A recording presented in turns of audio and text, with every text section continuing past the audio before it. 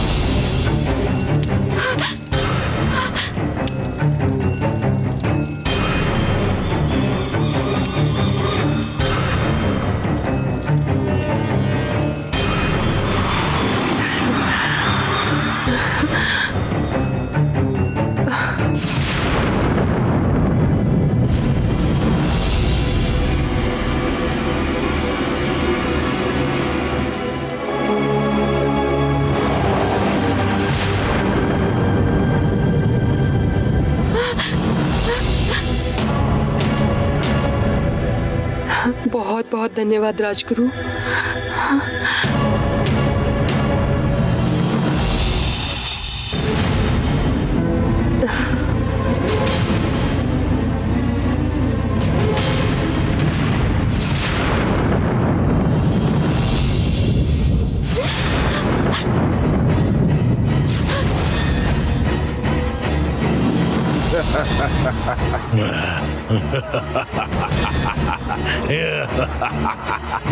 अभी मुझे सीमा पार करने की जरूरत ही नहीं है। तुम्हारी पूजा रुक चुकी है। यक्षा और अरविंद आज एक हो जाएंगे। Yeah.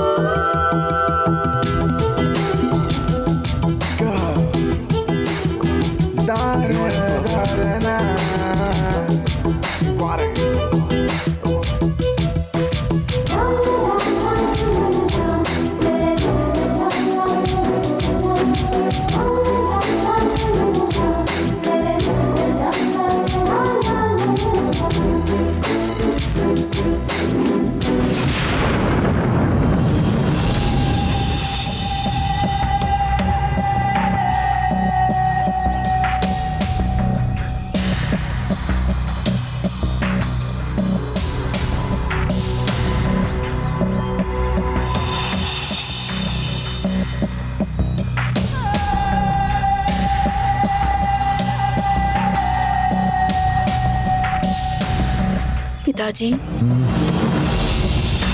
पूजा बीच में ही रुक गई, ये सोचकर आप क्या परेशान हैं पिताजी? यदि वो पूजा अच्छी तरह से हो जाती तो इस दुनिया का भी भला होता बेटी। पूजा आधे में रुक गई है, मुझे इस बात का दुख है। ये सब कुछ मेरी वजह से हुआ। आपने तो मुझे इतना समझाया था, मना किया था, मुझे वो रेखा पार नहीं करनी चाहिए थी। सब मेरी गलती है। मेरी आंखों के सामने वो बच्ची इतना तड़प रही थी पिताजी, उसे ऐसे हाल में देखकर मैं सब भूल गई और अनजाने में ही मैंने उस रेखा को पार कर दिया। मुझे माफ कर दीजिए पिताजी। तुम क्यों माफी मांग रही हो बेटी? तुमने ये सब अनजाने में किया है। कई बार हम खुद गलती करके परेशान हो जाते हैं। बुरे लोग हमें परेशान करने के लिए हमारी अच्छाई का फायदा उठाते हैं। इस समय कुछ वैसा ही हुआ है। तुम्हारी इंसानियत का फायदा उठाकर तुमसे रेखा पार करा दी गई। आप बुरे लोग कह रहे हैं? ये लोग कौन है पिताजी? बताइए ना मुझे। तुम्हें बहुत जल्द पता चल जाएगा बेटी। पिताजी, मुझे ऐसा लग रहा है कि आप जरूर मुझसे कोई ना कोई जरूरी बात छिपा रहे हैं। बात क्या है आप मुझे नहीं बताएंगे क्या? नहीं दर्शनी,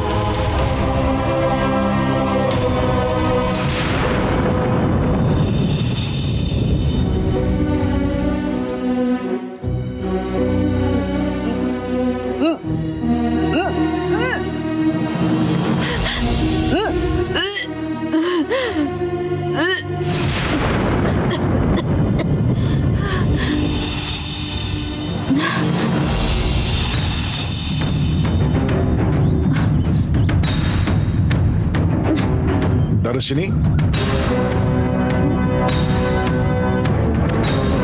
क्या हुआ बेटी? उल्टी आ रही है पिताजी। लेकिन अचानक उल्टी क्यों आ रही है? पता नहीं। हाथ जरा दिखाना।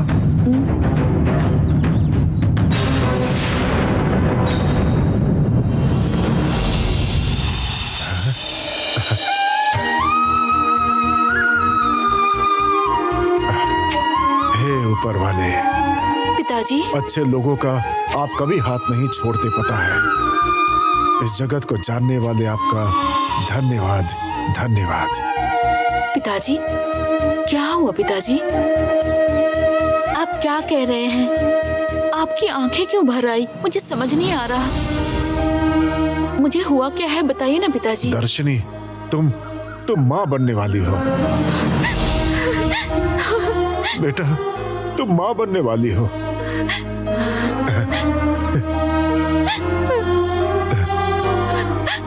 पिताजी, तुम रो क्यों रही हो दर्शनी? अब हमारे रोने के दिन खत्म हो गए।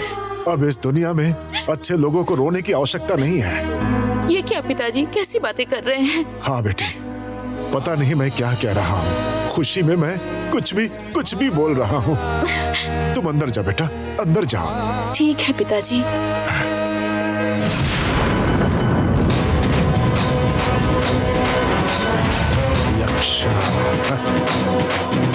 मैं ही तुम्हें फोन करने वाला था। सही समय पर फोन किया है तुमने। लेकिन इसका मतलब ये नहीं कि तुम्हारी उम्र 100 साल की है। अब सिर्फ कुछ ही दिन और बचे हैं। क्या हुआ सुल्तान? कल की पूजा आधे में रुक जाने की वजह से तुम्हारा दिमाग खराब तो नहीं हो गया क्या? मैं जो कहना चाहती हूँ वो सब तुम कह रहे हो। महारानी, दिमाग मेरा नहीं तुम्हारा खराब होने वाला है, पता चल जाएगा तुम्हें। अरे सेनापति जी, बिना यहाँ की खबर जाने बड़ी जोश में बात कर रहे हैं। कल रात ही आपकी हार हो गई और मैं जीत गई, और वो तुम और अरविंद पति पत्नी के रूप में एक हो गए, यही ना? सही, बिल्कुल सही। तुमने कहा नहीं होगा, लेकिन मैंने कर दिखाया। इसी शीघ्रता से बहुत ही जल्द अरविंद के बच्चे की माँ बनकर दिखाऊंगी। तुम जितनी भी शीघ्रता कर लो, तुम हमारी रानी लक्ष्मी प्रभा से आगे कभी नहीं जा सकती सिमरत्ना। तुम अभी अरविंद के साथ सिर्फ एक हुई हो, लेकिन हमारी दर्शनी के पेट में वारिस पहले ही आ चुका है। ये क्या कह रहे हो तुम? दुनिया की रक्षा करने के लिए आने वाला शिशु दर्शनी के पेट में आकृति ले रहा है, ये मैं कह रहा हूँ। अब तुम्हारा अरविंद के साथ एक होने न होने का कोई फायदा नहीं। बच्चा पैदा करो या फिर ना पैदा करो, तुम कुछ नहीं कर पाओगे सिमरत्ना। नहीं नहीं, तुम झूठ बोल रहे हो। मैं झूठ क्यों बोलूंगा? अरविंद और दर्शनी परिहार पूजा के लिए मंदिर गए थे ना, वहीं पर उन दोनों ने विवाह कर लिया था।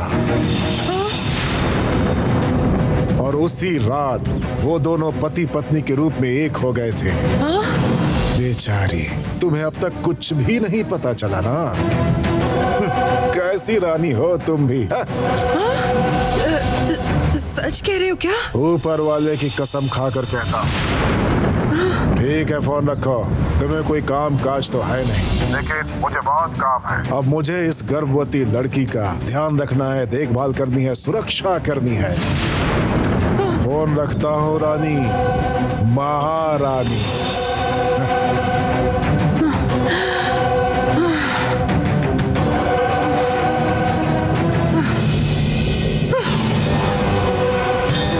क्या है बेटा? क्या हुआ यक्षा बेटा? दर्शनी माँ बनने वाली है। हाँ? अरे रे, क्या हमारी आशाएं निराशा में बदलने वाली हैं? अब मैं क्या करूं? तुम क्यों रो रही हो? हाँ, अब क्या करना है सोचना होगा। यक्षा बेटा, चलो जाकर मेरे बेटे कालांतक से मिलते हैं। वो दर्शनी के गर्भ को गिराने के लिए कोई तो रास्ता बताएगा। गर्भ गिराना कोई बड़ी बात नहीं है। कितनी दवाइयाँ मिलती हैं, खरीद कर किसी में मिलाकर दर्शनी को दे देना। नहीं बेटा, कालांतक को बताने से वो गर्भ गिराने के साथ साथ ऐसा कुछ कर देगा कि दर्शनी कभी भी गर्भ धारण ही नहीं कर पाएगी। हाँ? आप मेरे साथ चलिए, आइए, जल्दी आइए।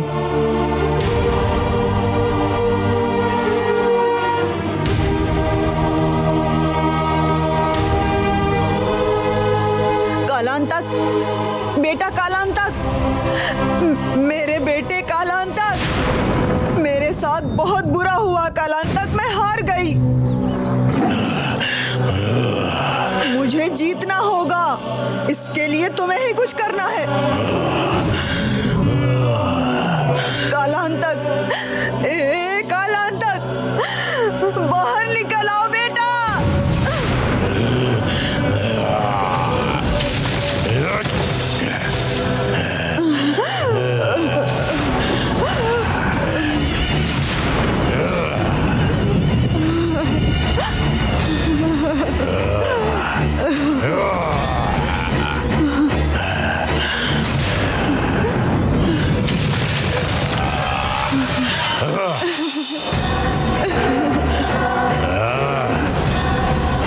ये देखिए यक्षा बेटा,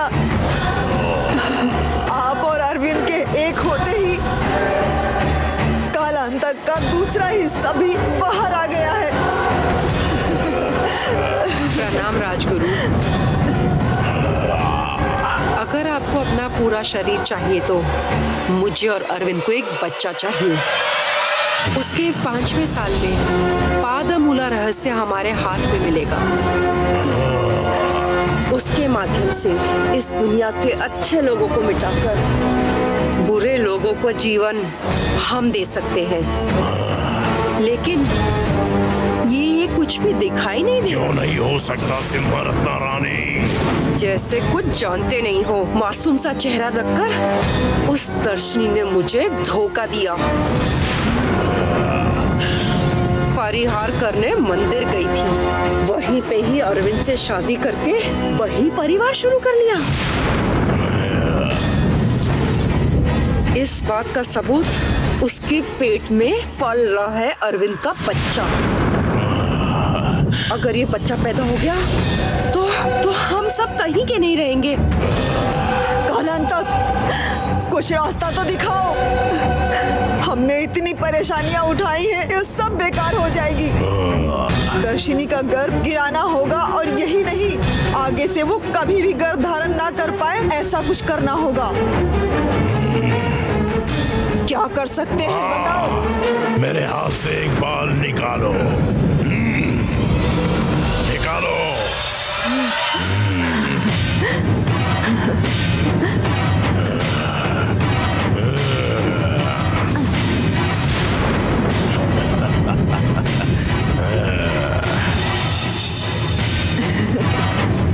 इस बाल को आग में दिखाओगे तो ये राख बन जाएगा। इसे दूध में मिलाकर दर्शिनी को दे देना। उसका गर्भ गिर जाएगा, फिर वो कभी भी गर्भ धारण नहीं कर पाएगी। बस। ठीक है कालांतर। धन्यवाद राजगुरु। आपके इस उपकार का फल बहुत जल्द ही आपको मिलेगा। बहुत अच्छा रानी, जीत हमारी ही होगी।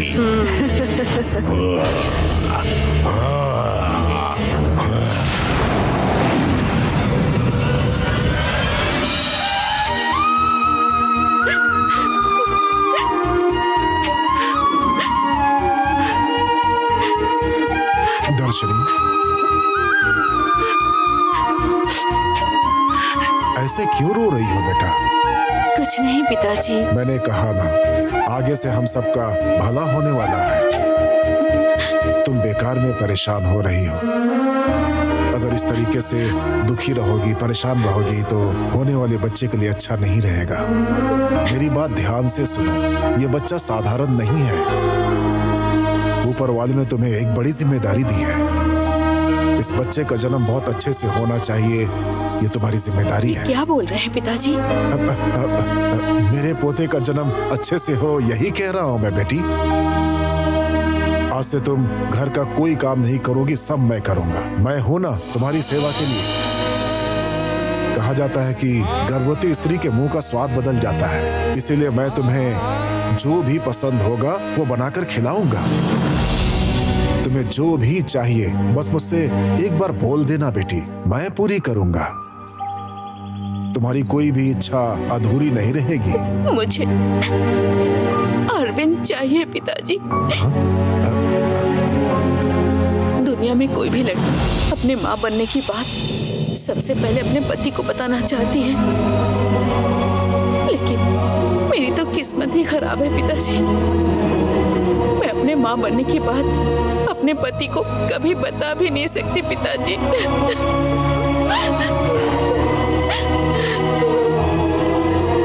बेटा रो मत बेटा, मैं अभी जाकर तुम्हारे पति को तुम्हारे पास लेकर आता हूं। रुक जाइए पिताजी। मुझे क्यों रोका तुमने बेटा? नहीं पिताजी, लेकिन तुम्हें अरविंद से मिलना है ना बेटा। मुझसे गलती हो गई पिताजी।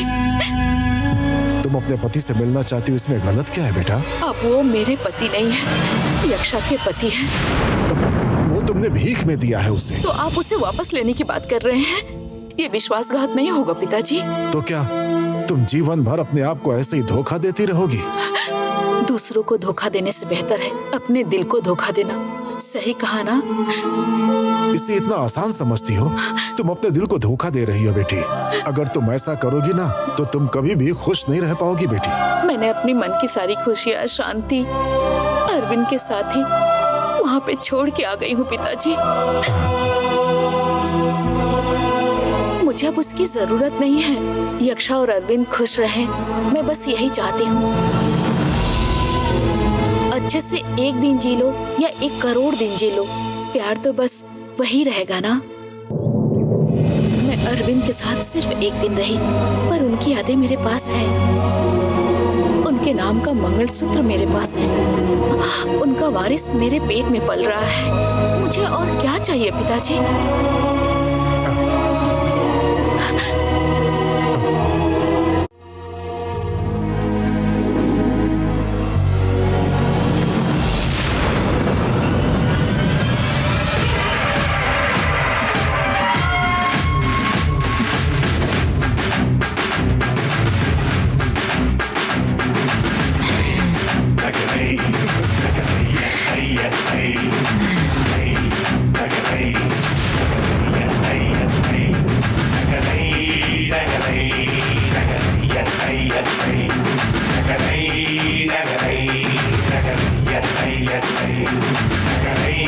Nagari,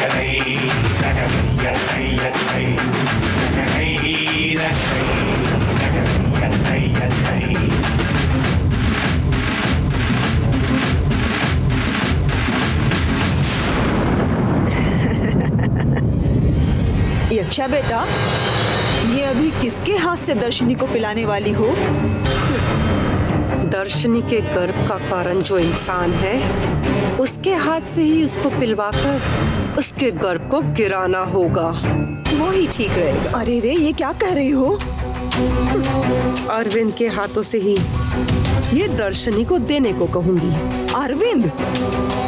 वो कैसे मान लेगा? ऐसे साधारण से नहीं मान लेंगे। उन्हें मनाने के लिए हमें कोई परिस्थिति और योजना बनानी होगी। वो मैं करके दिखाती हूँ। तुम चिंता मत करो अलंकारी, जाओ और आराम करो।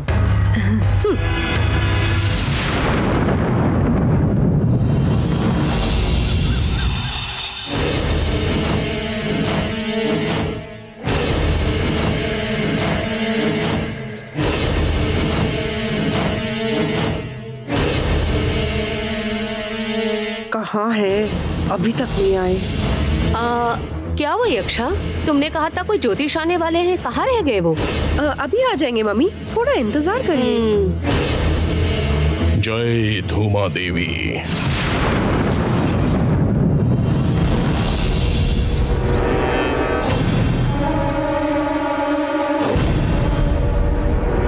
क्या हुआ यक्षा?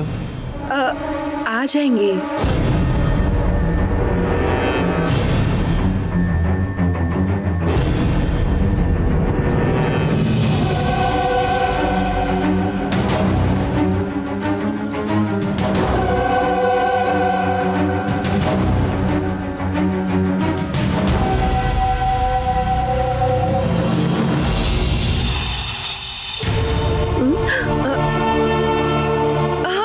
आ गए? हाँ, आइए आइए। नमस्ते। नमस्ते। बैठिए ना। नमस्ते। यही है जिनके बारे में आपको कह रही थी। हाथों की रेखा को देखकर भविष्य के बारे में बताने के लिए इनको हराने के लिए कोई है ही नहीं। आपके बारे में आपकी बेटी ने हमें बहुत बताया है। आपसे मिलकर मुझे बहुत खुशी हुई। यही है मेरे पति मिस्टर अरविंद। भगवान के आशीर्वाद से आपको बहुत मिला है, इसलिए यक्षा जी जैसी पत्नी भी आपको मिली है।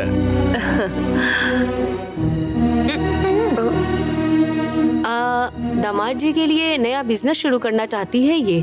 दामाद जी की कोई कुंडली नहीं है, इसलिए इनके हाथों को देखकर ही बताइए कि हम इनके लिए कोई बिजनेस शुरू कर सकते हैं और कब कर सकते हैं। बिल्कुल, बहुत आसानी से बता दूंगा। दामाद जी, जरा अपना हाथ दिखाइए। इस सब की क्या जरूरत है? यक्षा, दामाद जी हिचकिचा रहे हैं। उनको नई कंपनी की क्या जरूरत? हाँ सासू माँ, पहले अपने बड़े बेटे को नया बिजनेस शुरू करके दीजिए। एक ही साल में कितना टर्नओवर करेंगे आप खुद ही समझ जाइएगा। क्यों मजाक उड़ा रही हो? थोड़ी देर चुप रहो। अरे आप चुप रहिए, आप अपना हुनर नहीं जानते हैं। रोने वाले बच्चे को ही दूध मिलता है ना सासू माँ? लावण्या, मेरे बेटों के लिए मुझे कब क्या करना है पता है। तुम बेकार में दिमाग मत चलाओ। दामाद जी, आप कुछ भी मत सोचिए, बस आप इन्हें अपना हाथ दिखाइए। क्या हुआ अरविंद? आपकी योग्यता और हुनर के लिए यदि आप एक इंटीरियर डेकोरेशन कंपनी शुरू कर देंगे तो आप बहुत ऊंचाई छू लेंगे। क्यों बेकार में हिचकिचा रहे हैं? हाथ दिखाइए प्लीज।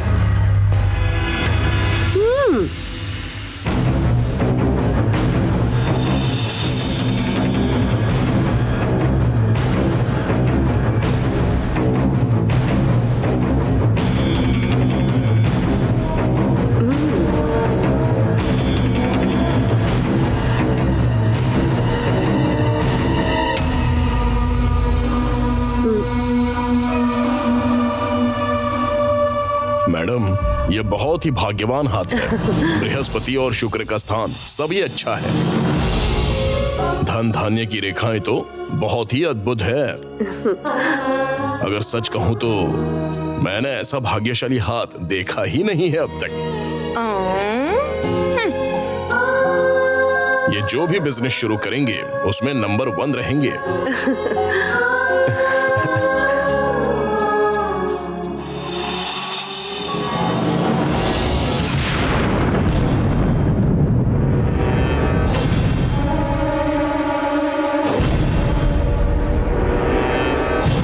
लेकिन क्या हुआ ज्योति जी?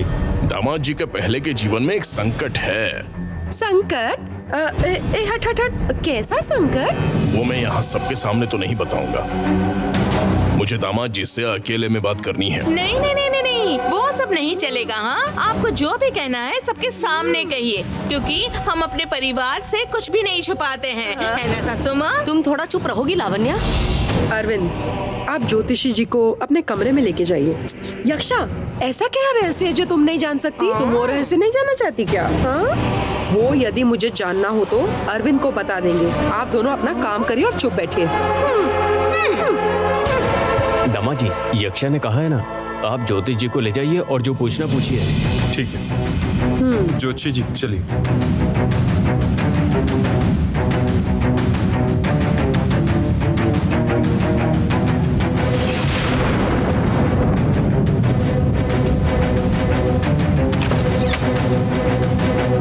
आइए, कहिए ज्योतिषी जी, क्या बात है? दामाद जी, मैं बात को घुमाना नहीं चाहता, सीधे विषय पे आता हूँ। यक्षा आपकी दूसरी पत्नी है ना? बताइए। हाँ। और ये बात यक्षा नहीं जानती है ना? नहीं जानती। इसलिए ये बात मैं बाहर सबके सामने कहना नहीं चाहता था, आपसे अकेले में बात करनी थी। लेकिन आपकी पहली पत्नी आपके दूसरे विवाह के बारे में जानती है। मैं सच कह रहा हूं ना? हाँ, इस शादी के लिए उसने मंगलसूत्र दिया था, लेकिन उसके बाद वो मुझे छोड़कर चली गई। छोड़कर नहीं गई, आपके वारिस को अपने पेट में लेकर चली गई है। ये आप क्या कह रहे हो ज्योतिषी जी? क्या आपको मेरी बातों पर विश्वास नहीं है? मैं अभी कह रहा हूं, सुन लीजिए। आपका और उस लड़की का पहाड़ के मंदिर में विवाह हुआ था।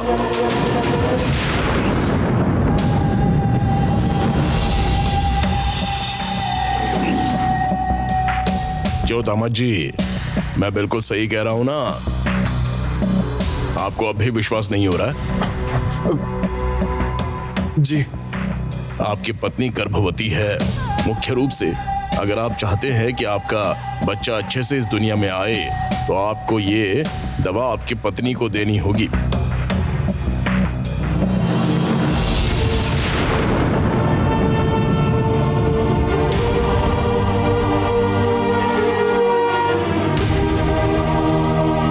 कैसी दवा है? मेरे गुरुजी ने कई साल जंगलों में भटककर ढूंढ कर निकाली हुई जड़ी बूटियों से बनी हुई दवाई है। बस गर्म दूध में मिलाकर इसे गर्भवती महिला को पिलाना है। अगर कोई गर्भवती महिला गर्म दूध में ये मिलाकर पिए तो बच्चा बहुत ही सुंदर, सुशील और अच्छी सेहत वाला पैदा होगा और आपको किसी बात का कोई कष्ट नहीं होगा। अच्छा हुआ कि ये मेरे हाथ में ही था। ये मेरे गुरु के आशीर्वाद से मैं आपको देता हूँ। आपकी पत्नी को ले जाकर दीजिए, वो आपको बहुत ही नामी और योग्य बेटा पैदा करके दे देगी। ये मैं आपको वचन देता हूँ। आपका बहुत बहुत धन्यवाद। पत्नी आपसे रूठ कर चली गई है, ये सोच अपने दिमाग में मत पाल लेना। ये दवा किसी भी तरह से उसे पिला दीजिएगा। जरूर पिलाऊंगा। मैं अभी जाता हूँ ज्योतिषी जी। मेरी पत्नी पेट से है और मैं बाप बनने वाला हूँ। ये जानकर मैं कितना खुश हूँ आप नहीं जानते। मैं ना अभी जाकर उसे देखना चाहता हूँ। अच्छा ये बात है, तो ठीक है, फिर तुरंत निकलिए। ठीक है ज्योतिषी जी। पर ये बात आप किसी से मत कहिएगा, ठीक है? नहीं मालूम होगा, मैं नहीं बताऊंगा। आइए आइए। हाँ, दवा संभाल कर रखना।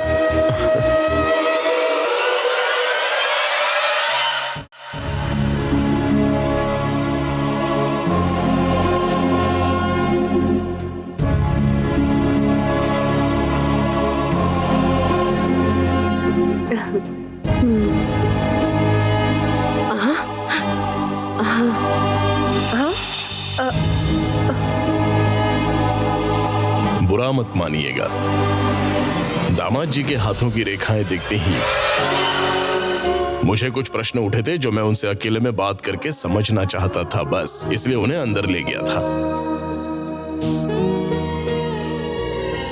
इन्होंने भी कुछ नहीं छुपाया और जवाब दे दिए। मैं आपके सामने सिर्फ नाम के लिए नहीं कह रहा हूँ, पर आपके दामाद जी हीरा है, हीरा। अभी इनका समय बहुत ही अच्छा चल रहा है, तो जितनी जल्दी हो सके इनको एक कंपनी खोल कर दे दीजिए। इनका नसीब अच्छे से चमकेगा, चिंता मत कीजिए। बहुत खुशी हुई ज्योतिष जी। सुभाष। हाँ थैंक यू ज्योतिषी ठीक जी। है। पूरा दे दो ना। ये लीजिए। ठीक है, तो मैं चलता हूँ अभी। हाँ, धन्यवाद धन्यवाद। अब मुझे आज्ञा दीजिए। Thank you very much. अच्छा दामाद जी, आपका बिजनेस अच्छा चले, मैं यही चाहता हूँ।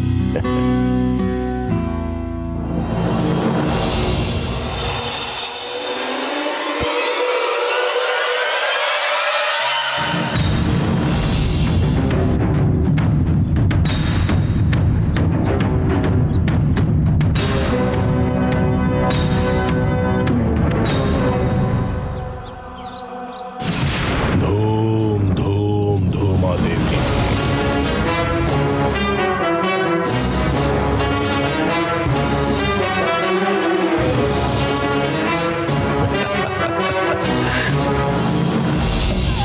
यक्षा, क्या बात है अरविंद? मुझे ना कुछ जरूरी काम से बाहर जाना पड़ रहा है, आने में थोड़ा लेट हो जाएगा। अच्छा, कैसे जाएंगे आप? बाइक है ना मेरे पास। बाइक नहीं, आप कार लेके जाइए। ठीक है। अरविंद, बहुत दूर जाना तो बताओ, मैं ड्रॉप कर देता हूँ। नहीं नहीं, मैं चला जाऊंगा। मैं बाहर तक छोड़ के आती हूँ।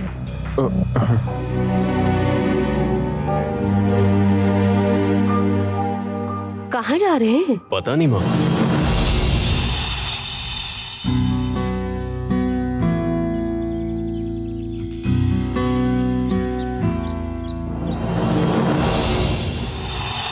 अरविंद, हाँ? जल्दी आइए, बहुत देर मत करिए। Okay, bye.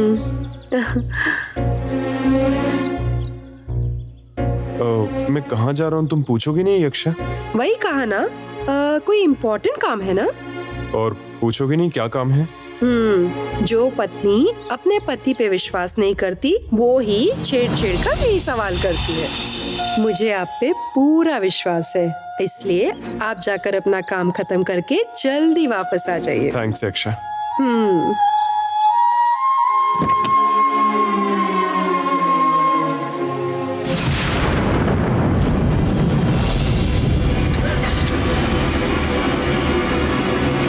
Bye bye यक्षा।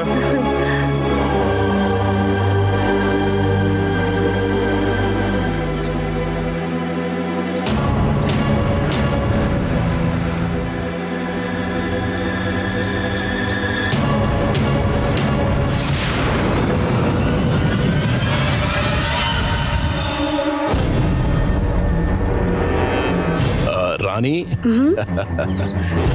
Super अनमाया, ज्योतिषी का नाटक बढ़िया से किया। धन्यवाद रानी।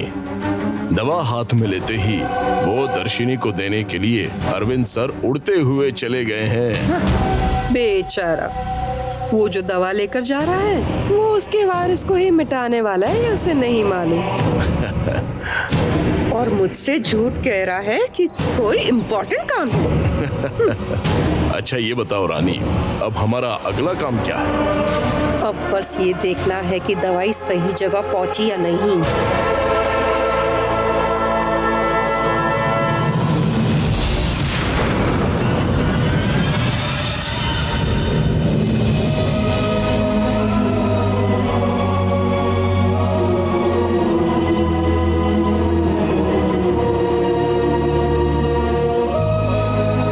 दर्शनी,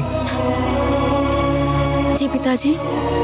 मैंने तुम्हें कोई काम करने से मना किया था ना, फिर ये सब क्यों कर रही हो? रसोई में पानी चाहिए था, इसलिए पानी लेने आई हूँ।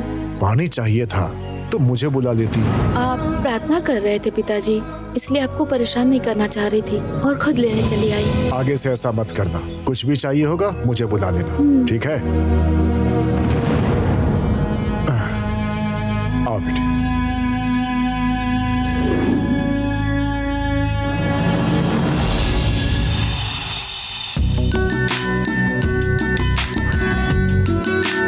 क्या है पिताजी, जब पेट से होते हैं ना तब थोड़ा हाथ पांव चला के काम करते हैं तो डिलीवरी आसानी से हो जाती है, ऐसा सभी लोग कहते हैं। लेकिन आप हैं कि मुझे कोई काम नहीं करने देते। एक मिनट बेटी, इधर आकर बैठो, धीरे धीरे आओ, बैठो, आओ बैठो, आराम से आराम से।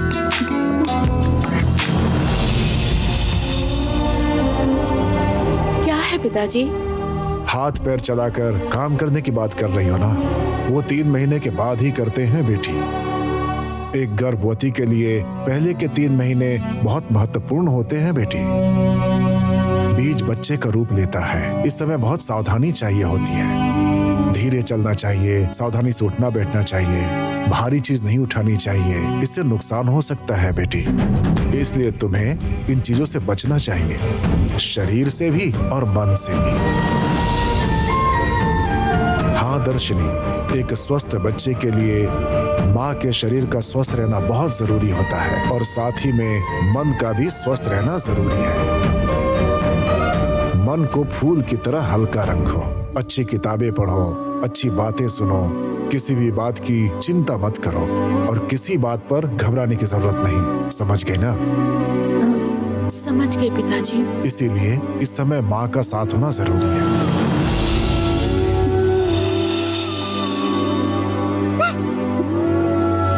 अगर मैं अपने घर पे माँ के पास होती तो वो भी ऐसे ही समझाती जैसे आप मुझे अभी समझा रहे हैं।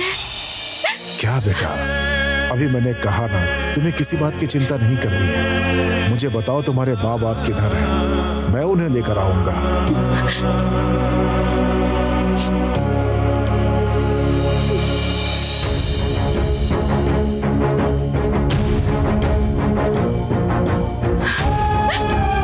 बोलो बेटी। नहीं पिताजी, अभी नहीं। क्यों? गले में मंगलसूत्र और मेरे पेट में ये बच्चा, ये जान के वो सहन नहीं कर पाएंगे। मैं उन्हें अपनी वजह से तकलीफ नहीं देना चाहती। मेरे लिए तो माँ बाप सब कुछ अब आप ही हैं पिताजी। क्या हुआ पिताजी, मुझे रोने से मना कर रहे हैं और खुद आपकी आंखों में आंसू। मेरी पत्नी और बेटी के गुजर जाने के बाद मुझे लगा कि मेरी आंखों से आंसू सूख गए होंगे, लेकिन तुम्हारे आने के बाद तुम्हारे स्नेह ने मुझे रुला दिया बेटा।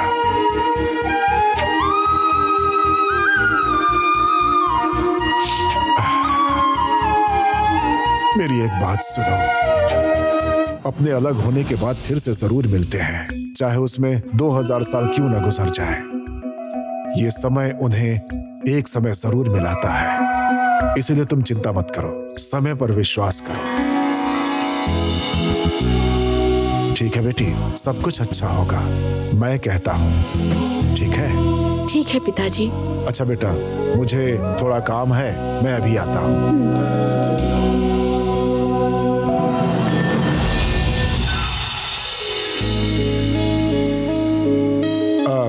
दर्शनी, मैं आकर के खाना बनाऊंगा, तुम कुछ मत करना। ठीक है पिताजी। ठीक है, दरवाजा बंद कर लो।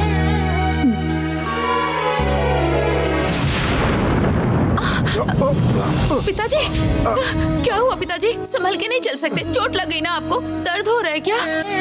परेशान होने वाली बात नहीं है बेटा, अभी कहा ना कि तुम्हें घबराने की जरूरत नहीं है। नहीं पिताजी, अगर आपको कुछ हो गया तो मैं सहन नहीं कर पाऊंगी। अंदर चलिए, अभी आप कहीं नहीं जाएंगे, मैं आपको जाने नहीं दूंगी। एक बच्चा बीमार है बेटा, मुझे उसको फूंकना है। मैं बिल्कुल ठीक हूँ, मैं संभल कर जाऊंगा। रुकिए पिताजी, मैं अभी आती हूँ। हाँ।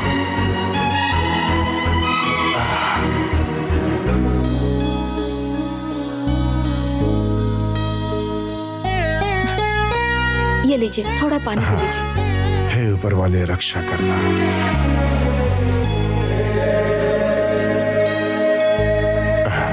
मैं जाता हूँ। ठीक है पिताजी, संभल के जाइएगा। ठीक है बेटा।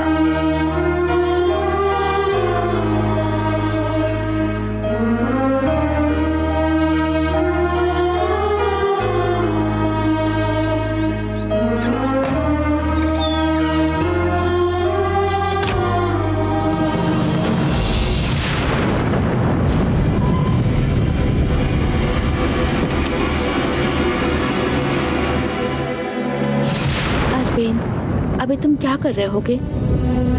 मुझ पे बहुत गुस्सा होगे ना? लेकिन जब तुम्हें पता चल जाएगा कि तुम पापा बनने वाले हो, तुम्हारा गुस्सा शांत हो जाएगा और तुम खुश हो जाओगे।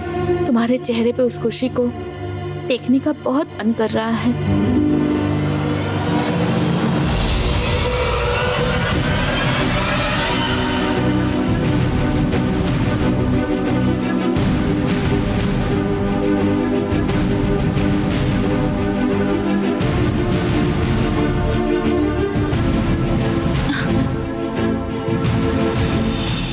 पिताजी आ गए क्या? इतनी जल्दी वापस कैसे आ गए? कुछ भूल गए हैं क्या?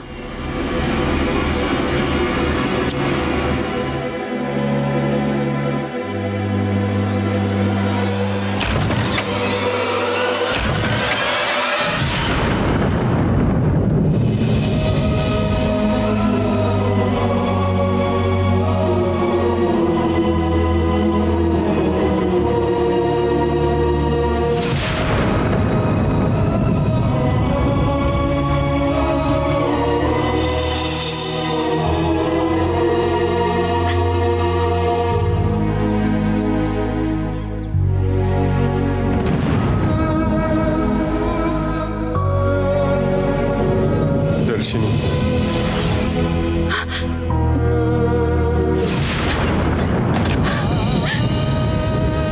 दर्शिनी, दरवाजा क्यों बंद कर रही हो? अब क्या तुम मेरा चेहरा भी नहीं देखना चाहती? मुझसे इतना गुस्सा क्यों हो? अगर देखा जाए तो तुम मुझे छोड़कर गई थी। गुस्सा तो मुझे तुमसे होना चाहिए, और मैं तुमसे गुस्सा ही था जब तुमने कहा कि तुम किसी और से शादी करके अपना जीवन खुशी खुशी बिता लोगी। ये बात सुनते मैंने फैसला कर लिया था कि तुम्हें अपनी जिंदगी से निकाल दूंगा।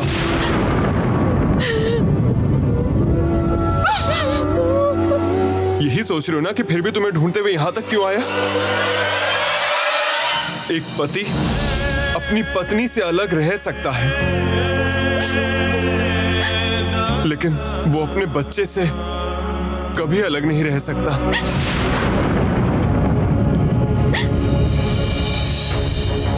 बच्चे के लिए प्यार अपनी पत्नी के प्यार से काफी अलग होता है। तुम नहीं समझोगी।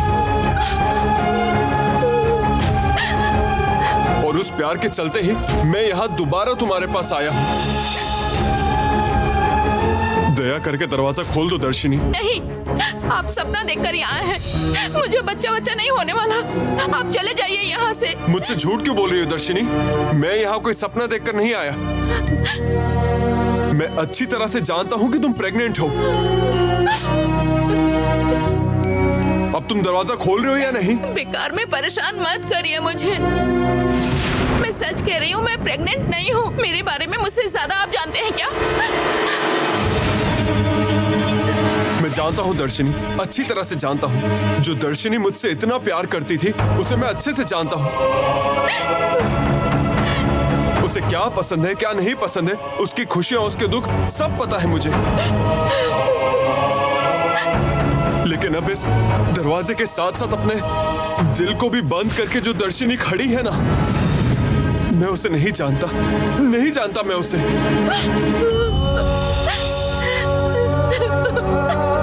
इसलिए ये मत सोचना कि तुम जो भी कहोगी मैं उस पर विश्वास कर लूंगा। देखो, तुम प्रेग्नेंट हो और मैं बाप बनने वाला हूं, ये बात तुमने बहुत अच्छे से छुपाई।